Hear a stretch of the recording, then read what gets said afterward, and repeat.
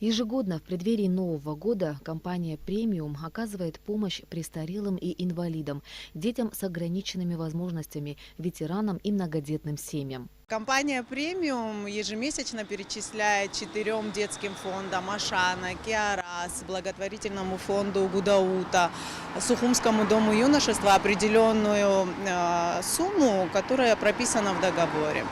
Также в течение года мы периодически передаем продукты питания в Сухумскую Калдахварскую школу-интернат, в дом престарелых, в столовую для малоимущих при Сухумском кафедральном соборе, ну и многим другим организациям. Продукты питания и сладости были доставлены сегодня подопечным Ассоциации родителей детей-инвалидов. От имени Ассоциации родителей детей-инвалидов хочется поблагодарить компанию «Премиум» в лице генерального директора Астамура Гагуля за предоставленную помощь и пожелать всей компании процветания, добра, счастья, нашим детишкам здоровья и большого благополучия.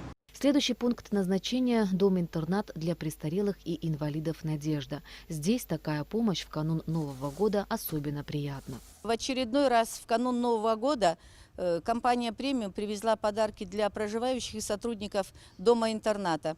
Очень отрадно осознавать и думать, что среди нас есть еще чуткие, заботливые люди, которые знают о том, что мы, дом престарелых и инвалидов, есть, что мы существуем, знают наши проблемы. И спасибо им огромное человеческое за это. Несмотря на непростую жизненную ситуацию, постояльцы дома-интерната в праздничной атмосфере готовятся к встрече Нового года.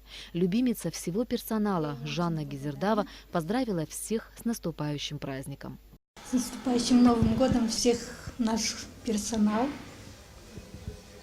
Они очень добрые, отзывчивые. Всегда смотрят, следят за нами. Я им очень благодарна. Желаю им здоровья, самое главное. Всего самого наилучшего. Новый год – праздник, с которым мы связываем надежды на лучшее. Только совершая добрые дела и даря радость тем, кто особенно в этом нуждается, все вместе мы сможем сделать этот мир лучше.